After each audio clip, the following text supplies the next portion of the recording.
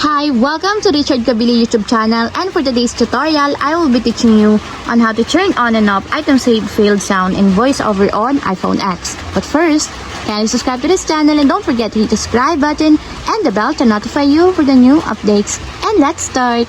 Using your iPhone X, from your home screen first, go to Settings. Then in the Settings, scroll down and find the Accessibility, then tap. Then on the Accessibility, go to Vision section and then tap the voiceover. Then after that, in the voiceover, scroll down again and then tap the audio. Then in the audio, tap the sound and haptics. Then after that, in the sound and haptics, scroll down and go to Braille section, then tap the item save failed. Then in the item save failed, find the sound, and as you will see, there's a switch button located on the side of it. Then all you have to do is just tap it to enable until it becomes green.